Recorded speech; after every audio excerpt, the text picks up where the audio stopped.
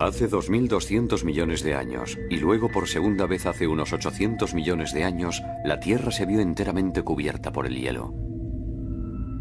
Vista desde el espacio, esta enorme bola de nieve tenía todo el aspecto de un planeta muerto.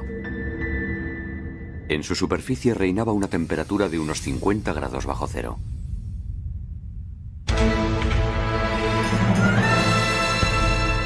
Todas las tierras habían desaparecido bajo una espesa capa de hielo, tal como ocurre hoy en el continente antártico. El propio océano se había congelado hasta una profundidad de 1000 metros. Estas grandes fases glaciares se prolongaron durante millones de años, llevando hasta el borde de la extinción la vida microscópica que se había desarrollado en la Tierra. La fundición de todo ese hielo condujo al planeta a una fase de intenso recalentamiento. La temperatura se elevó entonces hasta los 50 grados centígrados. Gigantescos ciclones con vientos que soplaban a más de 10.000 kilómetros por hora estuvieron a punto de exterminar a los pocos microbios que habían sobrevivido. Nuestros antepasados estuvieron entonces a punto de desaparecer. Sin embargo, lograron sobrevivir a esta serie de catástrofes, dando un espectacular salto adelante en la evolución. Hace 2.200 millones de años no eran más que una especie de bacterias, pero tras el primer gran episodio glaciar, evolucionaron para dar lugar a las células eucariotas. Todavía microbios, pero de un tamaño 1000 veces superior.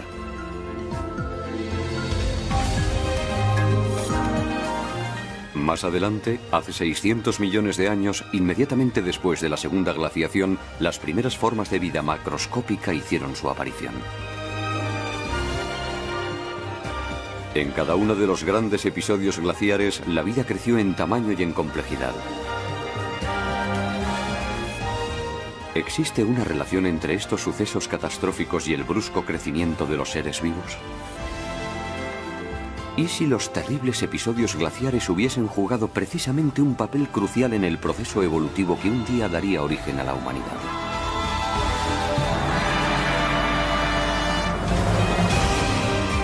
Planeta Tierra.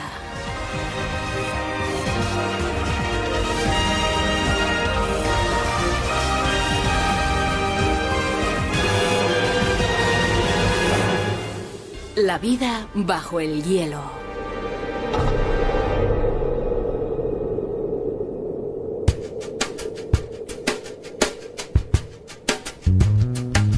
Cuando nos referimos a una Tierra cubierta por el hielo, enseguida pensamos en la última era glaciar, ocurrida hace unos 20.000 años. Este episodio relativamente reciente puede ayudarnos a comprender lo que ocurrió durante las grandes glaciaciones planetarias. Esta inmensa isla de verdor en medio de los rascacielos de Nueva York es el famoso Central Park. Dentro podemos encontrar un gran número de rocas bastante extrañas. Reciben el nombre de bloques erráticos. Deben este apelativo a su composición, totalmente distinta a la del zócalo rocoso de la región, lo que produce la impresión de que se encuentran fuera de lugar.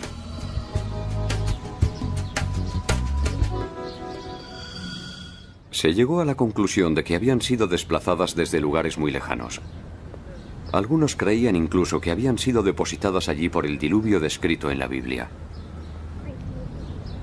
En realidad, los causantes de tal desplazamiento fueron los glaciares que se extendieron hasta aquí durante la última era glaciar.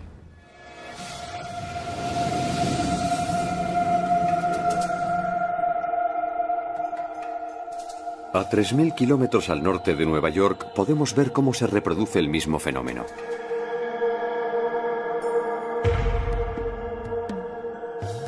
Las masas oscuras que podemos ver en algunos lugares son bloques erráticos. Fragmentos enteros desgajados de las montañas que rodean estos glaciares.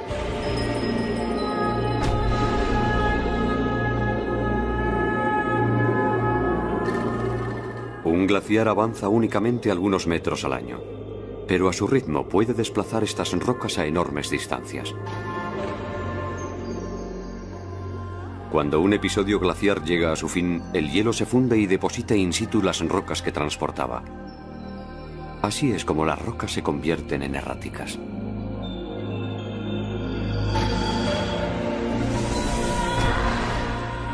Su presencia indica que un día este lugar estaba ocupado por un glaciar.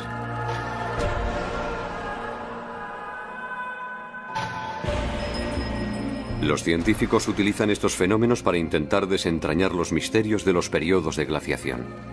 Analizando la distribución de las rocas erráticas, pueden deducir el movimiento de los glaciares en una época determinada.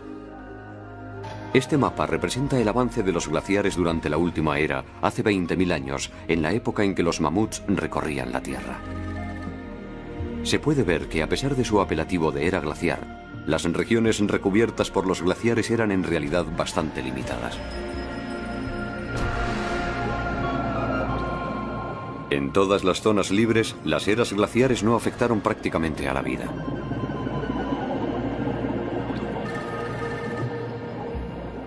De hecho, se cree incluso que acogieron a un buen número de animales que emigraron desde las regiones glaciares. Pero esta era glaciar no tuvo ni punto de comparación con los episodios de gran glaciación.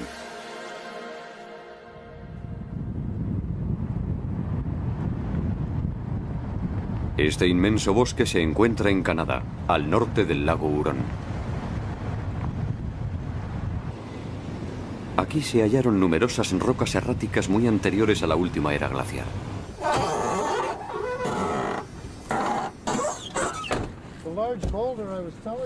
Mike Hailstone trabaja para la prospección geológica de Ontario. Últimamente dedica parte de su tiempo a acompañar a científicos del mundo entero que vienen a estudiar la región. Esto es lo que quería enseñarles. Es un bloque de granito arcaico encastrado en una roca de 2.400 millones de años de antigüedad. Esta diamictita se formó como consecuencia de un movimiento glaciar ocurrido hace 2.400 millones de años. Podemos observar numerosos fragmentos de roca y grava en estos estratos. También fueron transportados por los glaciares. Son sedimentos glaciares. En toda la región que rodea el lago Hurón existe una gran cantidad de sedimentos glaciares de 2.200 a 2.400 millones de años de antigüedad. Gracias a su hallazgo supimos que los episodios glaciares se habían producido en épocas tan remotas. Incluidos los del lago Hurón, se han podido identificar sedimentos glaciares de más de 2.000 millones de años en 7 puntos del planeta. Pero los sedimentos no bastan para que los científicos puedan determinar la distribución de los glaciares que cubrían la Tierra en aquella época. La deriva de los continentes modificó totalmente las posiciones originales.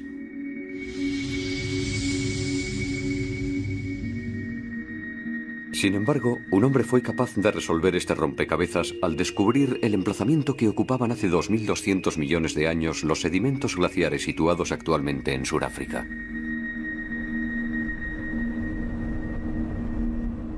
El profesor Joseph Kirschvink del Instituto Californiano de Tecnología es un especialista en magnetismo. Un día descubrió el lecho seco de este río del interior africano.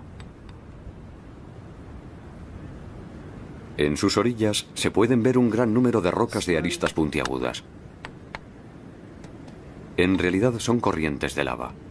Se cree que se solidificaron hace 2.200 millones de años y prácticamente no han cambiado desde entonces.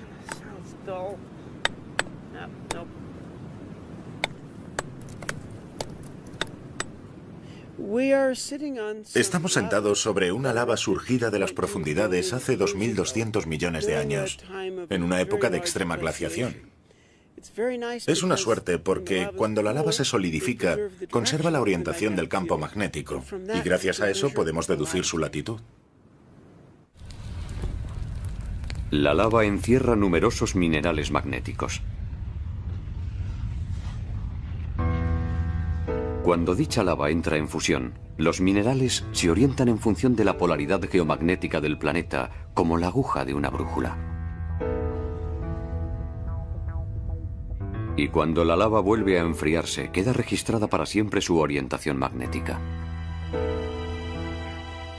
Localizando el punto del planeta donde dicha orientación se corresponde con la inclinación de las líneas del campo magnético terrestre, se puede determinar la latitud exacta del lugar donde se encontraba la lava en el momento en que se enfrió. Enviando algunas muestras a Estados Unidos, el profesor Kirschmink ha podido descifrar estos ínfimos archivos magnéticos. Este diagrama representa la Tierra vista desde el polo. El polo está en el centro de la pantalla. Cuanto más se aleja un punto del centro, más cerca se encuentra del ecuador.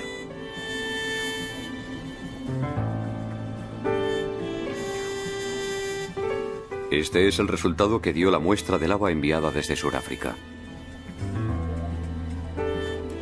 Todos los puntos están repartidos periféricamente en una latitud media de 11 grados.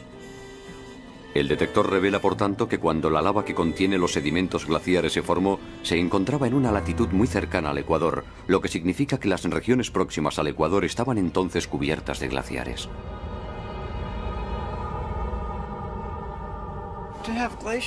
Encontrar glaciares a esa latitud implica que más al norte debía hacer todavía más frío. De modo que el conjunto del planeta estaba helado hasta el ecuador. También se han encontrado sedimentos glaciares cercanos al ecuador en estratos de 600 a 800 millones de años de antigüedad. Teniendo en cuenta estos datos, el profesor Kirschmink llegó a la conclusión de que en la historia de la Tierra se han producido dos episodios de glaciación global. El primero hace 2.200 millones de años y el segundo entre 600 y 800 millones de años. Él cree que durante estos episodios la Tierra estuvo totalmente cubierta de hielo durante millones o incluso decenas de millones de años. Según la nueva hipótesis de glaciación planetaria, durante esos episodios la Tierra parecía una gigantesca bola de nieve.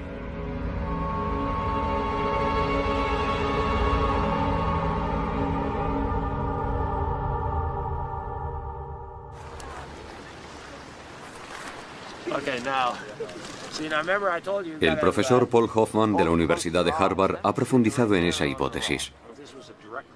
En su opinión, los episodios de gran glaciación fueron mucho más catastróficos que la última era glaciar.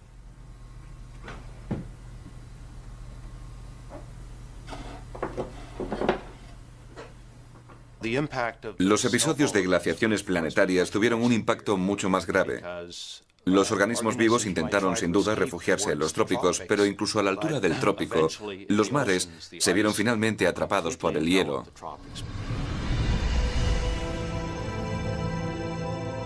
¿Hasta qué punto pudo la vida verse afectada por estos episodios de gran glaciación? Con la colaboración de la Universidad de Tokio hemos podido llevar a cabo una simulación que nos permite visualizar lo que ocurriría si la Tierra, tal y como la conocemos hoy, sufriera repentinamente una catástrofe de tales dimensiones.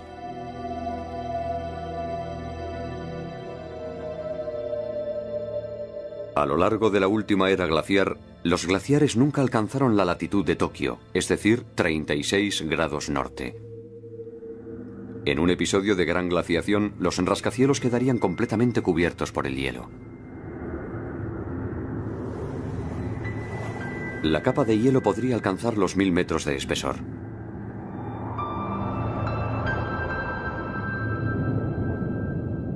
Al principio del proceso, el crecimiento de los glaciares es progresivo. Hacen falta varios millones de años para que alcancen los 20 grados de latitud, donde están situados Hawái y Cuba. Una parte de la población animal tendría seguramente tiempo de refugiarse en el santuario de los trópicos.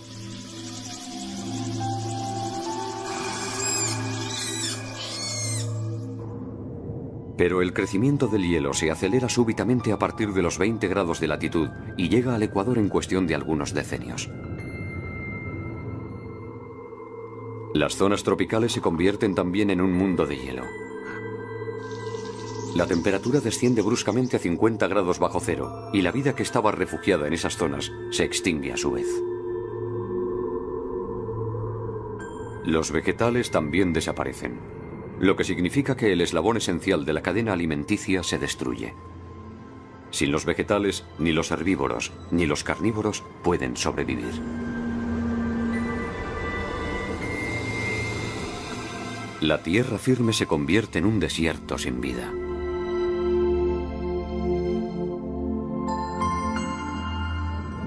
Los océanos sufren una suerte similar. El profesor Hoffman cree que debieron helarse hasta los 1000 metros de profundidad. Puede que los seres vivos capaces de nadar consigan sumergirse bajo el hielo hasta alcanzar el único hábitat todavía disponible. Pero ningún rayo de sol consigue llegar a este universo. Las algas y el plancton, cuya supervivencia depende de la fotosíntesis, no pueden vivir sin luz. Inmersos en una oscuridad total y sin ningún alimento disponible, los peces que logran llegar hasta las profundidades perecen igualmente.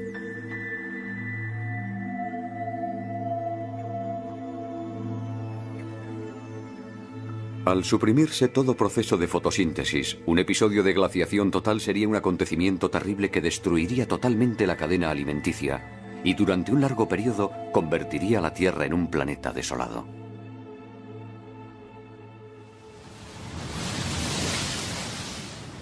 ¿Por qué motivo llegaron a producirse semejantes acontecimientos? Aún no se ha podido establecer la verdadera causa, pero se cree que el gas de efecto invernadero jugó, sin duda, un papel importante.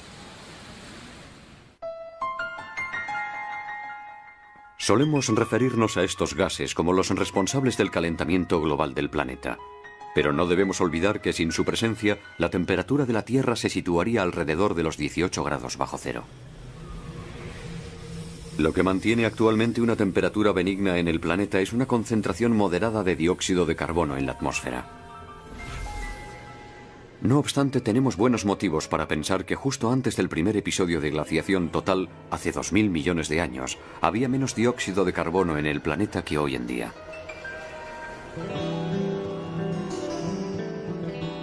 Pero entonces, ¿cómo pudo la Tierra conservar su calor?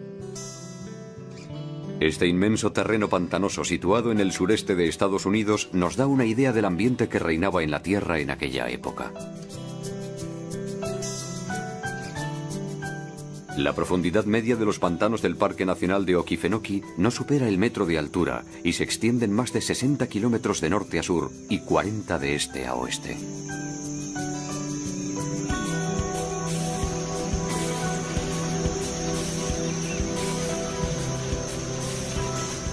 Don Berryhill es profesor de ciencias retirado. Actualmente sirve de guía a turistas y grupos escolares por esta inmensa ciénaga, describiendo sus fascinantes características de una manera perfectamente accesible para todos. See where I'm digging down here? Look what's coming out. See them bubbles? All right, that's a gas that's produced by the bacteria and the fungi down there. ¿De qué tipo de gas se trata? Los niños recogen una muestra con la ayuda de un embudo.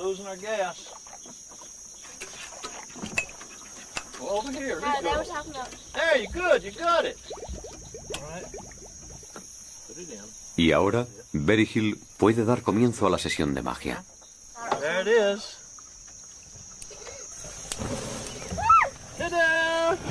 El gas arde. Se trata de metano, un gas inflamable presente en la composición del gas que alimenta las cocinas.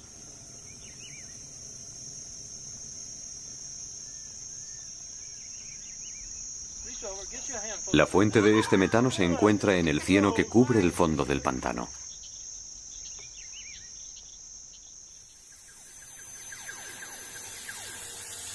Estos microbios reciben el nombre de metanobacterias. Se cree que hace 2000 millones de años las metanobacterias vivían en todos los océanos del planeta.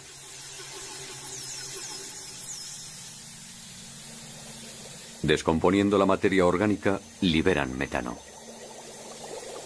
Pero el metano es un gas de efecto invernadero mucho más potente que el dióxido de carbono.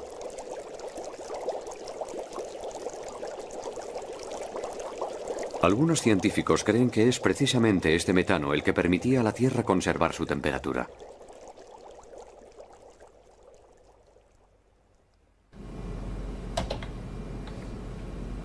El profesor Jim Castings, de la Universidad de Pensilvania, es uno de los grandes especialistas mundiales de la atmósfera terrestre. Ha descubierto que incluso sin dióxido de carbono, el metano podía haber mantenido por sí solo la temperatura por encima de los 0 grados.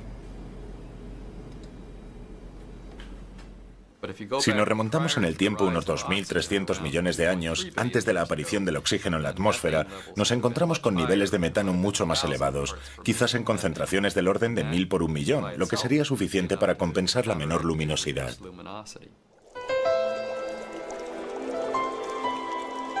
Si el efecto invernadero del metano era suficiente para mantener la temperatura de la Tierra por encima de 0 grados, ¿cómo pudo producirse una glaciación global?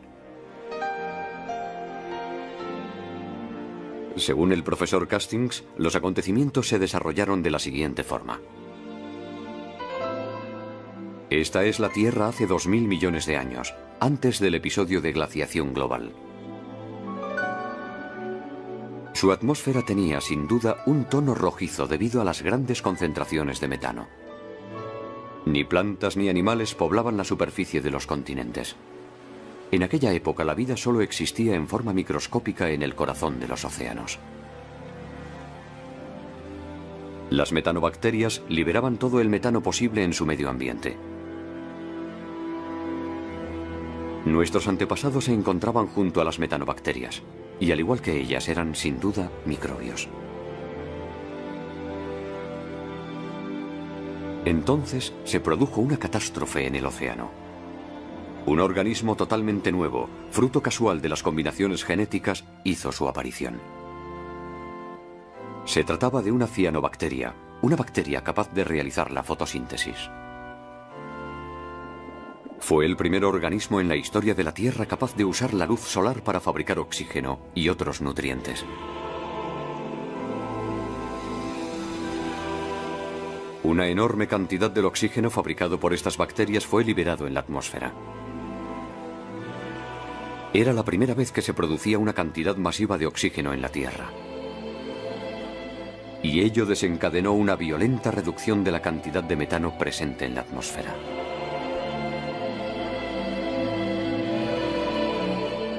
Pero volvamos al experimento del pantano de Okefenokee. El metano extraído del fondo del pantano ha ardido con suma facilidad.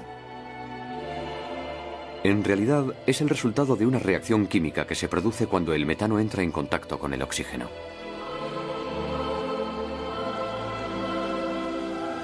El profesor Castings cree que cuando la cantidad de oxígeno liberado en la atmósfera alcanzó un cierto nivel, la reacción con el metano se aceleró rápidamente hasta acarrear la desaparición total de este último. Al originar la aparición del oxígeno, estos microorganismos provocaron la desaparición del metano, desencadenando al mismo tiempo el fenómeno de glaciación global que estuvo a punto de hacerlos desaparecer a ellos también. Privada de su cálida cubierta de metano, la Tierra se enfrió rápidamente y entró en una fase glaciar. La misma vida que había mantenido una temperatura benigna en la superficie de la Tierra fue la que desencadenó las grandes fases de glaciación que estuvieron a punto de provocar su completa desaparición.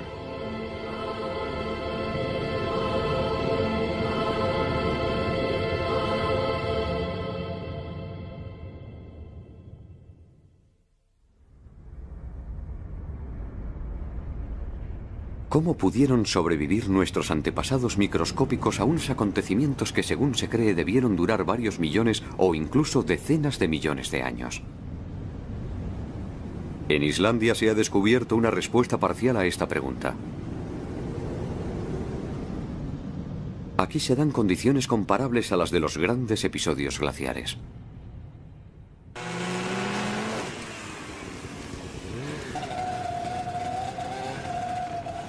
Estos hombres son buscadores de microbios empleados por una empresa privada de estudios biológicos. El profesor Viggo Marteinsson recorre el país en busca de microbios dotados de genes raros que puedan interesar a la industria farmacéutica.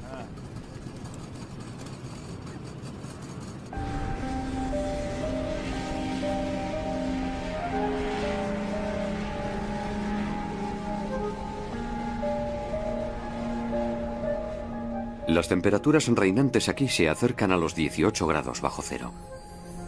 Esta capa de hielo podría tener fácilmente 1 kilómetro de espesor y el paisaje podría corresponder perfectamente a un planeta desierto. Sin embargo, estos buscadores de microbios afirman que el hielo esconde auténticos tesoros. Pero en tal caso, ¿dónde se esconden?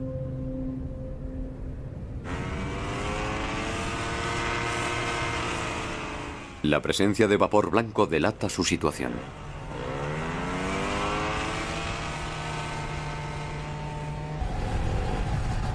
Okay guys, we have arrived.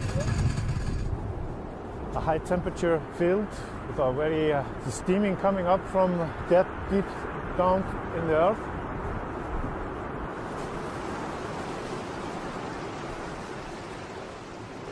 Mirando más de cerca, descubrimos un pequeño perímetro respetado por el hielo. El agua brota de él. Es un manantial caliente. Look, this is great. This is all covered with cyanobacteria. This is rich to all kinds of species.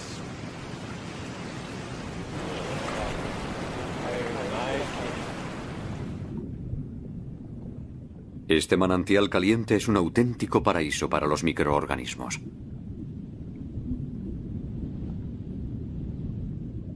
Al desarrollarse, forman una tupida alfombra orgánica. Una alfombra que es en realidad una acumulación de bacterias. Está esencialmente formada por microbios verdes fotosintéticos, entre ellos las cianobacterias. A su alrededor se desarrollan otras especies que se alimentan de los nutrientes producidos por la fotosíntesis. Sin duda nuestros ancestros vivieron así, cerca de las cianobacterias, durante los grandes episodios glaciares.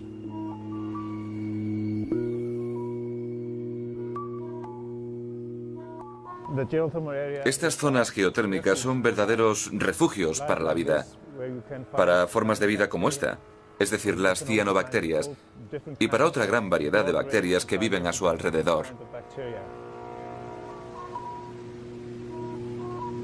La vida está en el origen de las grandes glaciaciones planetarias. Y lo que la salvó de aquellos sucesos catastróficos fue el calor procedente de las profundidades de la Tierra. Pero lo más sorprendente aún estaba por llegar.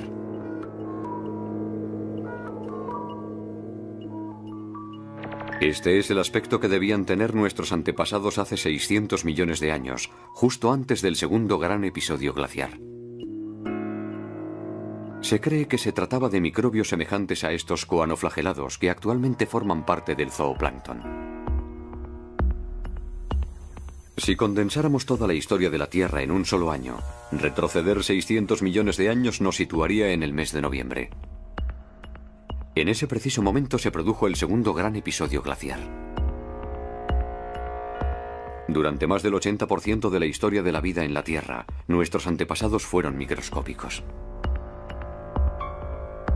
Pero cuando la segunda gran glaciación tocó a su fin, dieron un gigantesco salto evolutivo hacia adelante al mismo tiempo que otras muchas especies.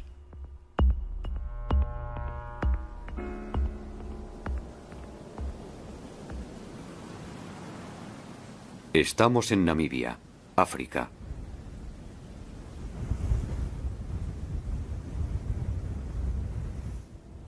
En un estrato geológico formado antes de la segunda gran glaciación se encontraron unos fósiles muy extraños. Fueron descubiertos en esta granja.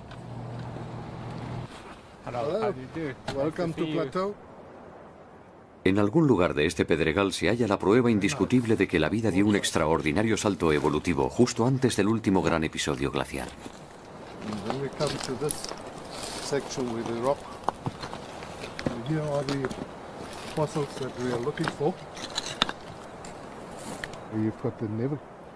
Se distinguen dibujos negros en la superficie de la roca.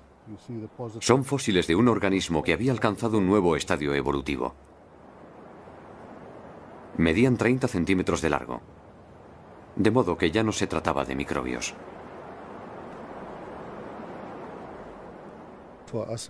No sabíamos muy bien lo que era.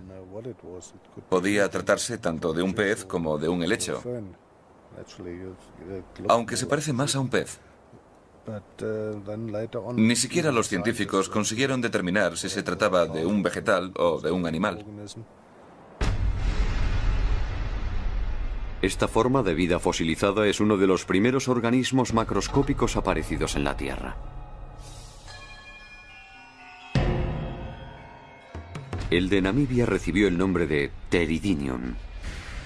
No era ni un pez, ni un vegetal, sino un misterioso animal cuyo aspecto recuerda al de una boca humana.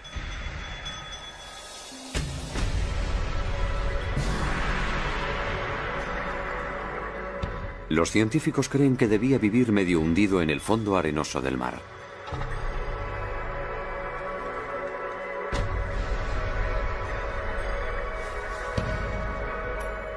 Otros fósiles de organismos complejos fueron descubiertos en Siberia. Este mide también 30 centímetros de largo. Fue bautizado como Georgia. Se hallaron 5 huellas circulares de idénticas dimensiones. Son las huellas que dejaba Georgia al desplazarse.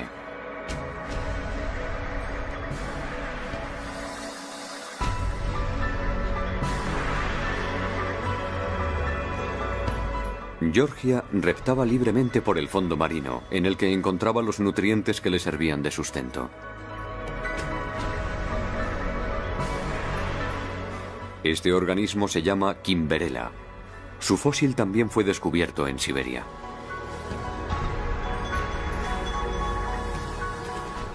Su silueta recuerda a una tortuga o a un caracol. Una especie de tentáculo le permitía rebuscar en el fondo arenoso para conseguir su alimento.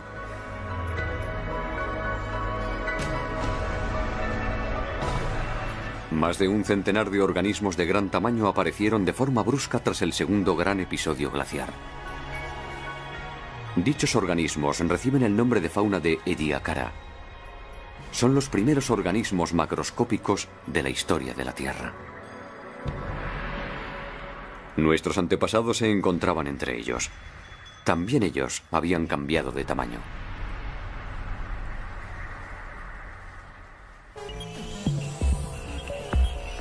Este fósil fue descubierto en Australia en el año 2003. El especialista que lo examinó declaró que esta silueta, que recuerda a un renacuajo, era probablemente un antepasado lejano de los vertebrados, la gran familia de los animales dotados de columna vertebral de la cual nosotros formamos parte. Medía 6 centímetros de largo, un tamaño 100.000 veces superior al de los microbios que le habían precedido. 3.000 millones de años después de la aparición de la vida en la Tierra, un increíble salto evolutivo permitió a nuestros antepasados alcanzar unas dimensiones apreciables a simple vista. De hecho, poco tiempo después del primer gran episodio glaciar, hace 2.200 millones de años, nuestros antepasados ya habían efectuado un salto similar, pasando de una estructura simple, tipo bacteria, a una forma llamada eucariota, 1000 veces más voluminosa.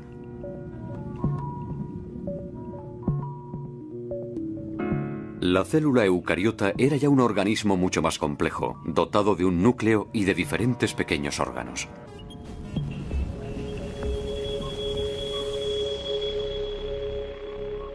¿Por qué estos microorganismos cambiaron de tamaño justo después de esos episodios catastróficos? La respuesta a esta pregunta está ligada a un acontecimiento que se produjo después de cada gran glaciación.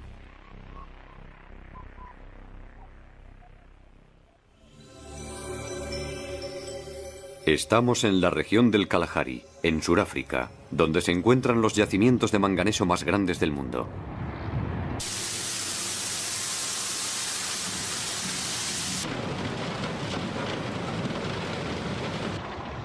Este manganeso quedó depositado aquí tras la primera gran glaciación, hace 2.200 millones de años. En aquella época un mar se extendía en este lugar, y el manganeso disuelto en el agua se precipitó brutalmente.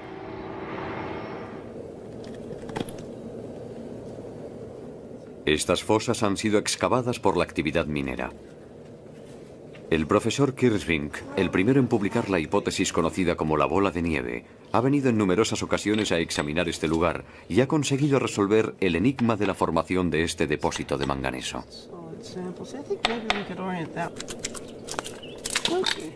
El manganeso que hay aquí se encuentra en forma de dióxido de manganeso, lo que significa que el manganeso se precipitó y se depositó en el fondo al asociarse con el oxígeno.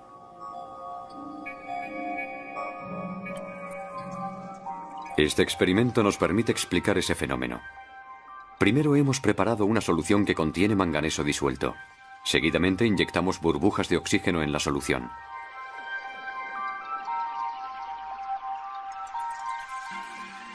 De repente, el líquido se altera y se vuelve negro. El oxígeno y el manganeso se mezclan juntos para dar lugar al dióxido de manganeso, un producto insoluble que pasa entonces a precipitarse.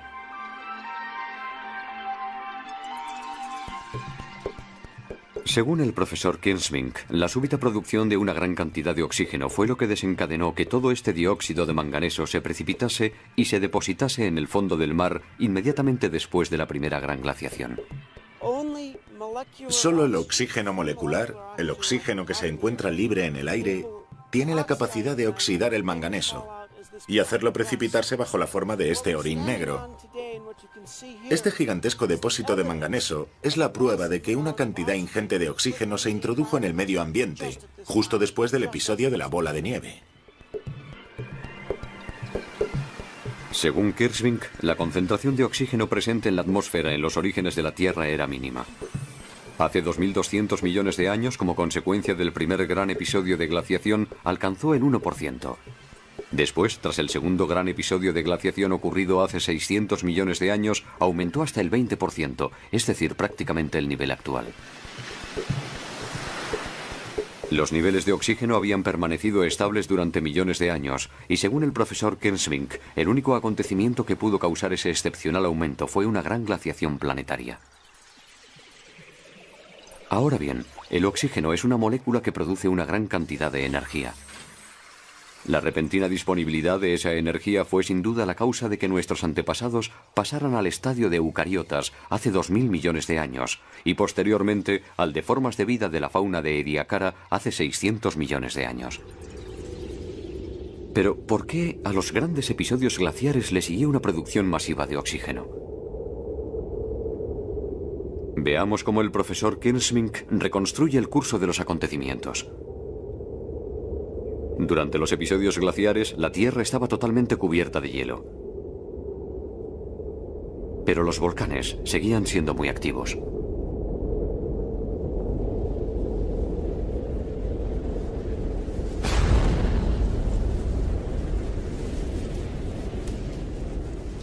Los gases volcánicos contienen generalmente una cantidad importante de dióxido de carbono. Actualmente, ese dióxido de carbono se disuelve naturalmente en el agua de los mares. Un día caí repentinamente en la cuenta. Pues claro, el dióxido de carbono de los volcanes tenía que continuar acumulándose en la atmósfera. Los océanos estaban entonces cubiertos de una espesa capa de hielo, y el dióxido de carbono solo podía escaparse hacia la atmósfera, donde se iba acumulando. Cuando el dióxido de carbono atmosférico alcanzó concentraciones de 300 a 2000 veces superiores a las actuales, el efecto invernadero provocó la brusca fundición de los glaciares.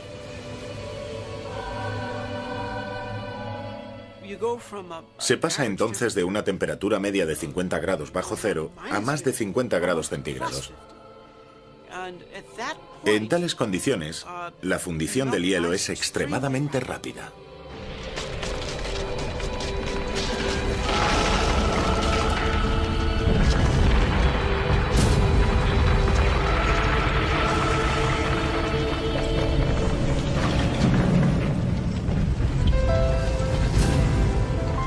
De ese modo, el dióxido de carbono liberado desde las entrañas de la Tierra puso bruscamente fin a los grandes periodos de glaciación.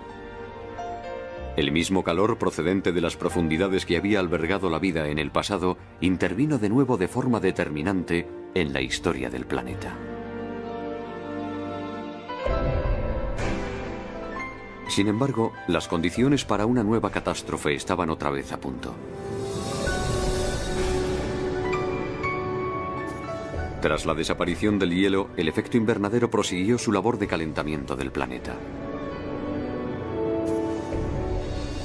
Según un estudio reciente, cuando la superficie del mar alcanza una temperatura de 45 grados centígrados, se desencadena un violento fenómeno de evaporación que engendra gigantescos ciclones denominados hiperciclones. Es muy probable que tales fenómenos devastaran la Tierra inmediatamente después de los episodios de gran glaciación. La presión atmosférica en el interior de estos ciclones podía alcanzar los 300 hectopascales y la velocidad máxima del viento más de 10.000 kilómetros por hora.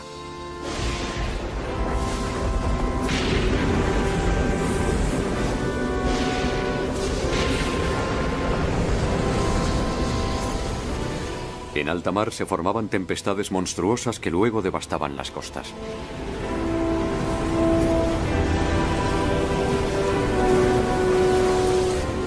Los océanos hervían furiosamente. Y esta súbita agitación es la que iba a terminar por elevar los niveles de oxígeno atmosférico.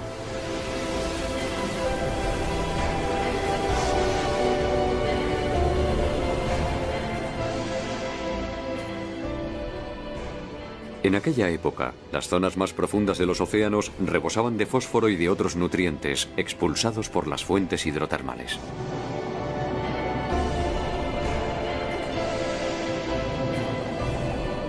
En tiempos normales, estos nutrientes son instantáneamente utilizados por las bacterias fotosintéticas, pero en los periodos de glaciación total simplemente se acumulaban, faltos de organismos que los absorbieran.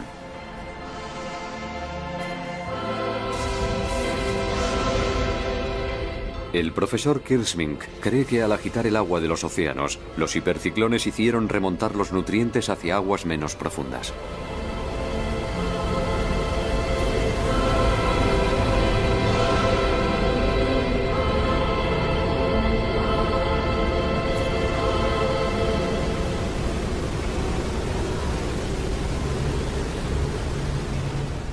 Este fenómeno provocó la formación de caldos de cultivo ricos en nutrientes y dióxido de carbono en las zonas poco profundas.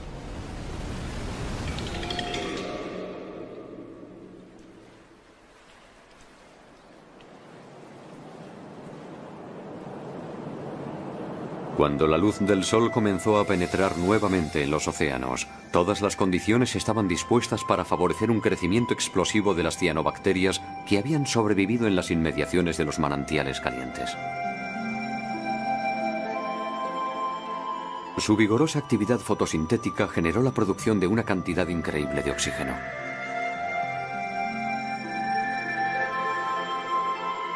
El verdor invadió los océanos, testigos de la extraordinaria expansión de estos organismos. El ímpetu de la vida que había sobrevivido a los dos grandes episodios glaciares estaba a punto de cambiar el planeta. Se iniciaba un nuevo capítulo de su historia en un mundo rico en oxígeno, el gas que iba a permitir el desarrollo de formas de vida más grandes y más complejas. Si la Tierra no hubiese conocido las grandes glaciaciones, la vida hubiese sido seguramente muy distinta. Probablemente no habría pasado del estadio bacteriano. Nuestro planeta sería todavía un mundo de océanos viscosos, llenos de estromatolitos, sin que ningún ser vivo hubiese podido alcanzar el tamaño suficiente para moverse y actuar. Hace 2.200 millones de años y 600 millones de años respectivamente, dos grandes acontecimientos desarrollaron las distintas formas de vida sobre la Tierra. Los seres humanos somos el resultado de dichas evoluciones. Nuestro cuerpo es la prueba evidente de ello. Cada uno de nosotros está compuesto por 60 trillones de células, y cada una de ellas es del tipo eucariótica, es decir, que cada una contiene un núcleo. Somos un ensamblaje de las células eucariotas que aparecieron hace 2.200 millones de años, como consecuencia de la primera gran glaciación.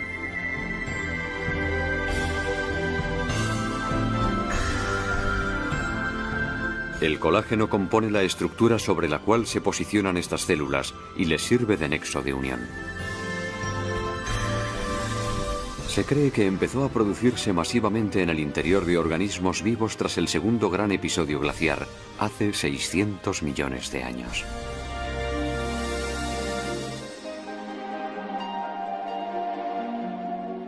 Esto es colágeno. Esta sustancia es sintetizada por nuestro organismo y por el de todos los animales vivientes. El siguiente experimento demuestra claramente sus extraordinarias propiedades. Hemos mezclado células de cultivo con colágeno.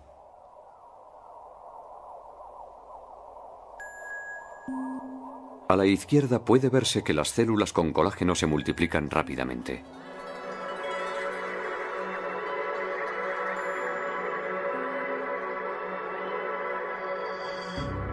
También se puede constatar que comienzan a aglomerarse, pegándose las unas a las otras. Seguidamente hemos añadido vitamina C a fin de crear un ambiente más propicio para la secreción de colágeno por parte de las células. Luego las hemos dejado en cultivo un mes.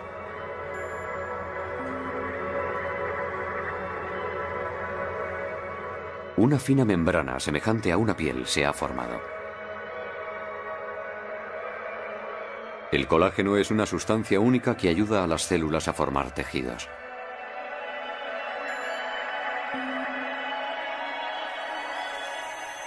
Esta es una célula vista a través del microscopio electrónico. Y este es el colágeno. Cuando la célula se multiplica por medio del colágeno que ha segregado, forma una fina estructura en forma de red. Las otras células irán a unirse para formar tejidos de distintas formas.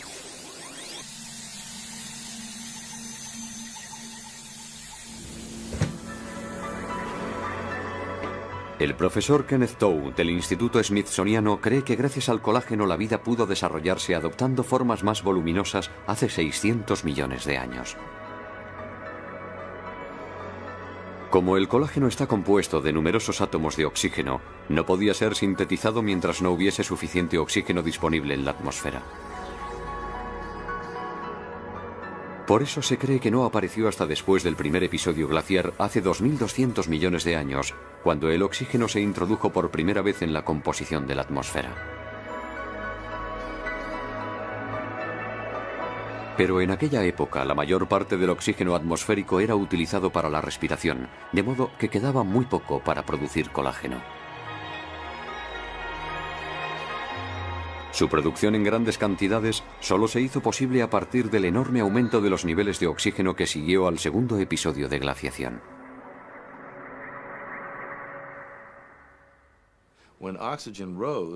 El aumento en la concentración de oxígeno que siguió a ese periodo favoreció el desarrollo de nuevas estructuras para los cuerpos, y animales más grandes, de forma aplanada, pudieron aparecer gracias a la utilización de mayor cantidad de colágeno y más resistente.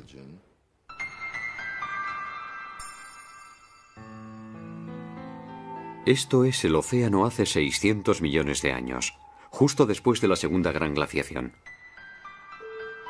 Nuestros antepasados todavía eran microscópicos, pero ya habían aceptado un nuevo desafío al usar el oxígeno que se encontraba ahora disponible en grandes cantidades. Absorbiendo enormes volúmenes de ese gas, aprovechaban al mismo tiempo su energía. Pero había mucho más oxígeno del que podían utilizar. Con este excedente, comenzaron a producir colágeno, mucho colágeno.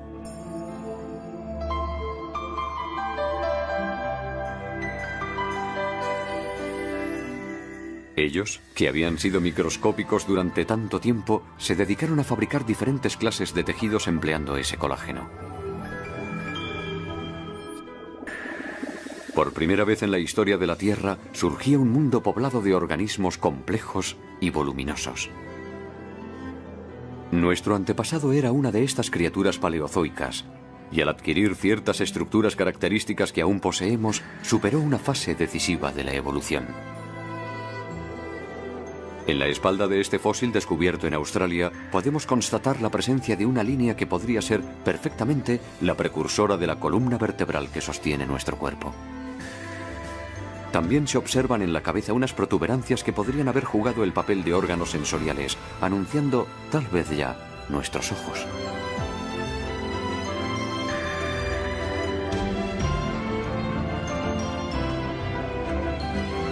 Gracias a la utilización del colágeno, nuestros antepasados dieron un gran salto evolutivo hacia una mayor complejidad.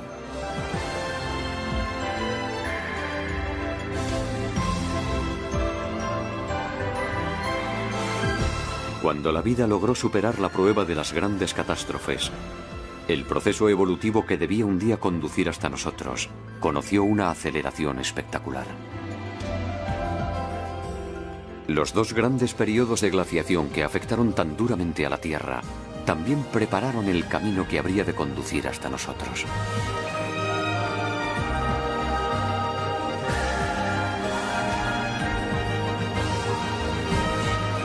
Hoy, nosotros, los humanos, progresamos en este planeta.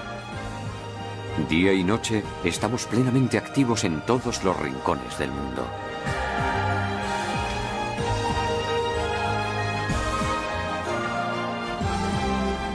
Y esa agitación es visible desde muy lejos, desde el espacio.